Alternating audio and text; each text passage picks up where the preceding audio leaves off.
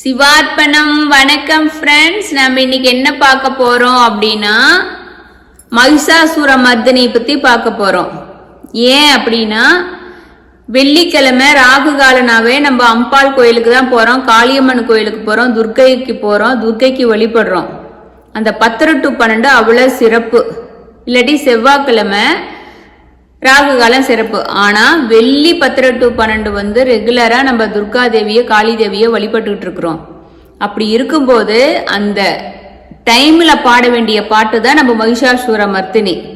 நவராத்திரி டைம்ல பாடுறதும் இருக்கு. அம்பாளுனாவே நம்ம மகிஷாசுர மர்த்தினி.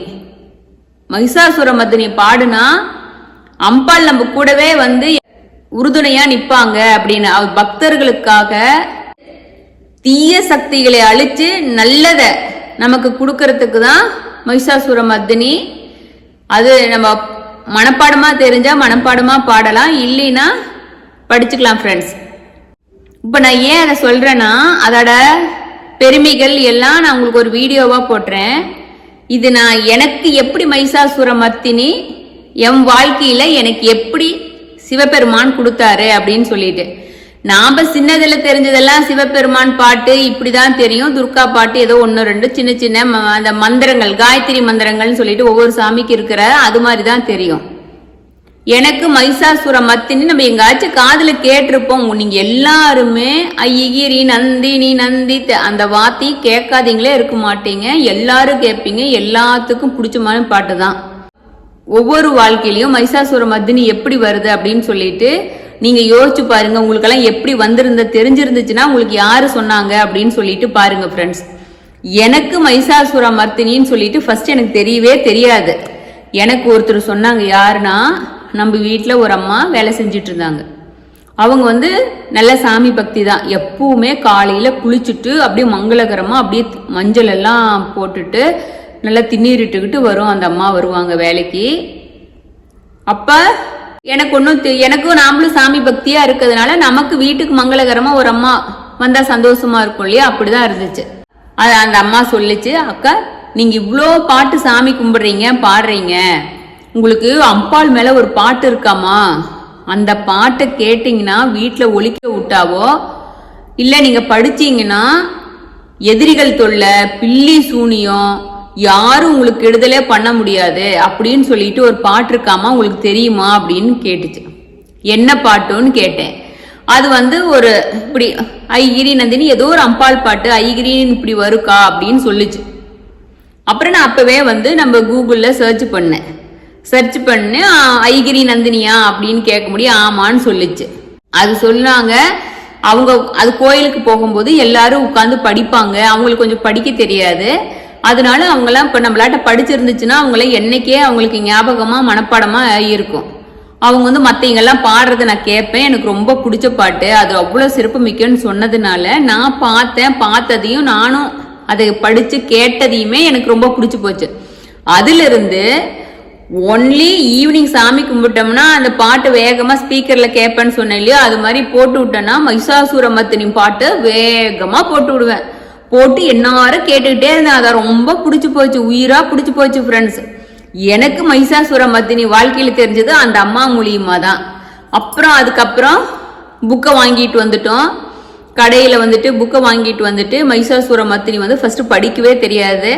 நம்ம பாட்டை போட்டுவிட்டு அந்த நம்ம மகிஷாசுர மர்த்தினி வேர்டு எதாட இருக்குதுன்னு பென்சிலை வச்சு நீங்க மார்க் பண்ணிக்கிங்க ஃப்ரெண்ட்ஸ். அந்த வார்த்தை எதுல இருந்து எதாட முடியுது அப்படின்னு சொல்லிட்டு ஐகிரி நந்தினி நந்தித மேதினி விஸ்வ வினோதினி நந்தனுதே அப்படி வருதுன்னா புக்ல அப்படியே வரவே வராது.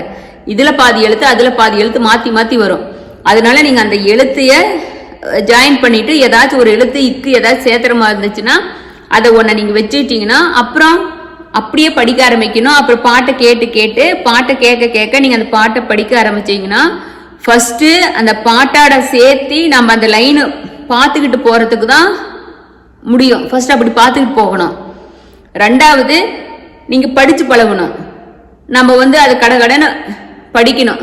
வேகமா நாம படிக்கணும். படிச்சுட்டு அந்த பாட்டு கேட்காத போது ஒரு தடவை படிச்சு பார்க்கணும். படிச்சு பார்த்துட்டோம்னா நமக்கு வந்துருச்சுன்னா அப்புறம் பாட்டை போட்டு விட்டுட்டு அந்த பாட்டு பாட பாட நாமளும் ரிப்பீட் பின்னாடியே புக்கை பார்த்துட்டு பாட ஆரம்பிச்சோம்னா உங்களுக்கு ஞாபகம் வந்துடும், நல்லா பதிவாயிரும் ஃப்ரெண்ட்ஸ். இவ்வளவுதான் ஐகிரி நந்தினி படிக்கிறது. நான் இப்படிதான் படிச்சேன். இப்படிதான் எனக்கு வந்து எல்லா பாட்டுமே சாமி மண்டையில ஏத்தினது இப்படிதான். இந்த ஐகிரி நந்தினி வந்து எனக்கு அந்த அம்மா சுசீலான்னு சொல்லிட்டு அந்த அம்மா சொன்னதுனாலதான் எனக்கு தெரிஞ்சது. அது வந்து அம்பாலே சொன்ன மாதிரி நான் நினைக்கிறேன். எனக்கு யார் எந்த சாமி எந்த பாட்டு சொன்னாலும் நம்ம பிறவியில நம்ம கர்மாவுல அன்னைக்கு அதை தெரியணும் இருக்கிறதுனால சாமி நமக்கு காமிச்சு கொடுக்குறாங்க. இவங்க மூலியமா நீ இந்த பாட்டை கத்துக்கோ தெரிய வைக்கிறாங்க. அப்ப தெரியும் போது நமக்கு அந்த கர்மா இருக்கும்போது நம்ம பதிவாய்க்குது. நந்தினி நான் பாட்டை கத்துக்கிட்டனோ அது போல நீங்களும் உங்களுக்கு யாராச்சும் ஒருத்தர் இருப்பாங்க, இல்ல தெரியாதவங்களா இருந்தா இப்ப சிவபெருமான் அம்பாள் எம் மூலியமா சொல்றாங்கன்னு நினைச்சுங்க. யாரும் ஒருத்தர் மூலியமா தான் சொல்லுவாங்க. எனக்கு யாரு சொல்றாங்கன்னெல்லாம் இல்ல, எனக்கு தெரிய ஆரம்பிக்கும் போது சிவபெருமான் யார் மூலியமா சொல்ல வைக்கிறாரோ நான் அப்படியே மண்டையில பாட்டை பதிவாயிக்கும். எப்படி சிவதாண்டவம் நடந்ததை சொன்னேன், நம்ம சிவன் கோயில நடந்ததை சொன்னேன் இல்லையா ஃப்ரெண்ட்ஸ், அது போலதான் நமக்கு ஐகிரி நந்தினி வந்து இன்னைக்கு என்ன வெள்ளிக்கிழமையா இருக்கு, ஆடி மாசம். எப்பவுமே அம்பாள்னா ஐகிரி நந்தினி தான். நான் ஒரு தடவை வெக்காளியம்மன் கோயிலுக்கு போயிருந்தோம் திருச்சி. அங்க போயிட்டு சாமி கிட்ட கும்பிட்டு முடிச்சுட்டு சாமிக்கு முன்னாடி உட்கார்ந்து படிக்கிறோம் அப்படின்னு சொன்னோம். சரின்னு சொன்னாங்க. அப்ப நான் புக்கை வச்சுதான் படிச்சோம். அப்ப படிச்சு பழகி இருந்தா புக்கை வச்சுட்டு பாட ஆரம்பிச்சோம். ஐகிரி நந்தினி நானும் என் ஃப்ரெண்டும். அப்புறமேட்டு அங்க ஒருக்கா அப்படி ஒவ்வொரு கோயிலுக்கு போனாலும் நான் அப்ப புக்கை எடுத்துட்டு போயிருவேன் ஃப்ரெண்ட்ஸ். எந்த கோயிலுக்கு போனாலும் சரி, சமயபுரம் போனாலும் சரி, புக் எடுத்துட்டு போயிட்டு சாமிக்கு அந்த ஐகிரி நந்தினி பாடிட்டு வந்துடுவேன். குலதெய்வத்தில எல்லாம் கம்பல்சரி இதே போலதான் புக் எடுத்துட்டு போய் பாடுவேன். நம்ம காளியம்மன் கோயிலுக்கு செவ்வாய்ப்பேட்டை போகும்போதும் நம்ம வெள்ளிக்கிழமை பூஜைக்கு போகும்போதும் அதே போல புக் எடுத்துட்டு போய் பண்ணுவேன். அப்புறம் என்ன பண்ணேன் ஞாபகமா அதெல்லாம் மனப்பாடமான பிறகு ஃபுல்லா லைனா தெரியாது இல்லையா, அந்த ஃபர்ஸ்ட் அந்த நான் ஒரு பாராவுல இருக்கிற ஃபர்ஸ்ட் எழுத்து ஐகிரி நந்தினின்னா ஐகிரி அப்படின்னு எழுதிக்குவேன். வர அப்படின்னு சொல்லிட்டு ஐ ஜெகதம்ப இப்படிதான் பண்ணணும் ஃப்ரெண்ட்ஸ். இப்படிதான் மனப்பாடம் பண்ணிக்கணும். அப்புறம் ஐசத கண்ட ஐரண துர்மத அப்படின்னு அந்த பாராவுல இருக்கிற ஃபர்ஸ்ட் வேர்டை எழுதி பேப்பர்ல எழுதி செல்லுல போட்டா எடுத்து வச்சுக்கிட்டேன். அப்புறம் கோயிலுக்கு போனா பாடும்போது அந்த ஃபர்ஸ்ட் வேர்டு பார்த்தனா ஞாபகம் வந்துடும், அடுத்த லைனா வந்துடும்.